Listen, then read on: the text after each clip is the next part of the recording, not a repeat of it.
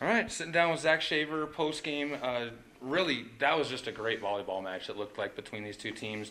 I think these two teams starting to solidify themselves as the top two in Region 9 right now. What were your thoughts on the match as a whole? I mean, it was a back and forth battle. I feel like when the pressure was on at the end of sets, they executed a little better than we did. Their hitting percentage was higher pretty much throughout the night because they were attacking around the block more or off of our block. We got blocked too many times for my liking. So I think they're very, very good on defense tonight.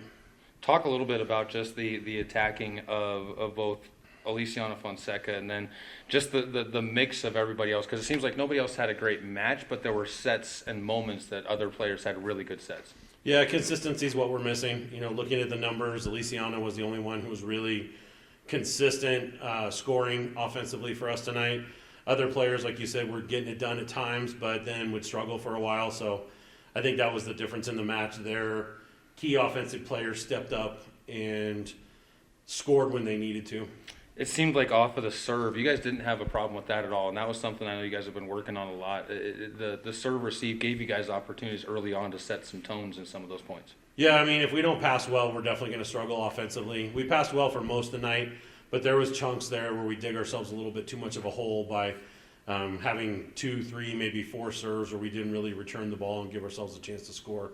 Those were definitely some of the disappointing short segments of the game tonight for me. Fourth set, you mentioned the hole that you guys dug, but you dug out of it. You didn't necessarily finish once you dug out of it, but what was it you saw during that middle of that set?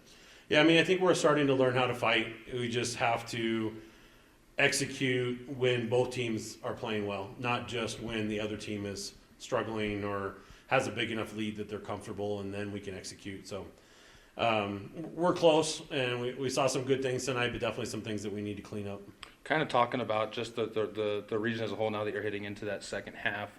When you talk about getting the team that has kind of separated with you guys at that top side out of the way, how do you keep them focused now on just everybody else and saying, hey, we need to win these next 5 going through? Yeah, I mean, honestly, I don't think we're separated. I think Eastern Wyoming has separated themselves from the rest of the North.